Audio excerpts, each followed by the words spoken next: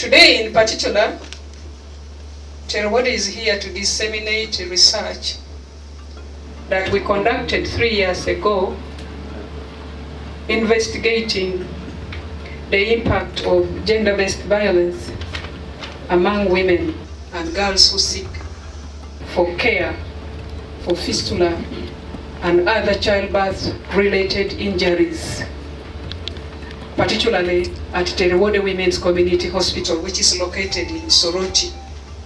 This is definitely the missing link, probably, from all the interventions that have been implemented to mark this day in Uganda as we celebrate the progress that this country has made. In Terwode, we felt it is important that we also highlight this progress, but in line with obstetric fistula condition and the progress that we have also made in that line. And this study was conducted in collaboration with in San Francisco University in California, and it has great findings for us to learn from, how to strengthen our interventions in order to achieve a free fistula Uganda, a Uganda where women live healthy, free from obstetric fistula and other preventable related childbirth injuries, and are empowered and living productive lives as citizens of this country. There have been studies around gender-based violence and the fistula. They are not many and they were global, but this is like the first one in Uganda. This study was quantitative, conducted retrospectively. Retrospectively, it means that we reviewed existing data of patients, records of patients from a database. Okay, so this is the study that we've conducted.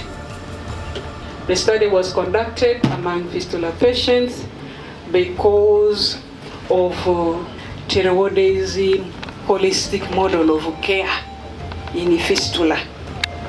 Terwode introduced a holistic, individualized reintegration approach as a very strong component of care for fistula patients, post-fistula repair. Terwode Women's Community Hospital, which is the first one in Uganda, you all may have already known that. It's something we don't boast about, but why not as a country? This is a national hospital and the first one that is repairing fistula 24/7, day in and out in the country, Commissioner. So why don't we be proud of what we have as a country? So why not? Clap if you want to clap. And since then, it has served. It has reached out to more than 2,000 women and girls. And you need details about profiles, about what? Mr. Commissioner, it has set a standard there. You can get whatever information you need from these patients who have gone for care in Terwode Hospital. Whatever information you need, you'll get it there. So that's why we had to conduct this study at Terwode Women's Community Hospital. Besides, the hospital receives a diverse patient profile. Women who have received care from Terwode Women's Community Hospital come from almost all parts of Uganda. Although, in reality, the most served communities, Commissioner, is Teso, and the immediate neighbors of Lamu, Sebei, the immediate. But Uganda, Soga, wherever, why are women still going for this care at Rwanda Women's Community Hospital? Because, Commissioner, we believe women should be given an opportunity to make a choice. There should be dedicated centers of excellence in treating fistula, and then we should also still have those camps, organized camps where they can go, and this could release the long delays. So that's why this study was done there. From this study, if we ignore gender-based violence and left it in the hands of other sectors, like the Ministry of Gender, maybe Justice, and we think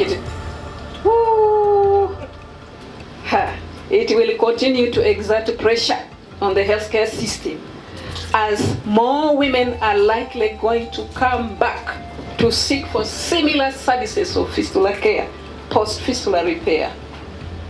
If we ignore it, it is also affecting healthcare seeking behavior. Commissioner, it is. Women who are suffering from gender-based violence, there are many of them who have not yet fought for fistula care. Even though we still struggle with some statistics, but the UDHS statistics show that we still have a case backlog of 75,000, between 75,000 and 100 women who need fistula services, treatment services. In Teso, but more specifically at Rwanda Women's Community Hospital, Commissioner, you get shocked when you find a woman who has lived with fistula in this era, just last financial year, has lived with fistula for 40 years, and they are coming from Serere. If you have a geography of Teso, Serere and Isoroti, where this dedicated hospital is, what is the difference? And you ask yourself, tell me where you have been. What's the reason? Gender-based violence. Hey, gender-based violence is the reason that is holding some of the women from seeking for fistula services at health facilities. But above all, gender-based violence is frustrating our national efforts to restore the dignity and empower women to become more active and productive citizens of this country. A less empowered woman, even after you've treated them and they've recovered from fistula, is not going to be very productive and engaged in some of these economic opportunities that are surrounding us. Government is showering us with a lot of economic opportunities that women could tap into and turn this country into a what?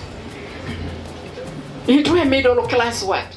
Economic, and turn this Uganda into a middle class economic hub.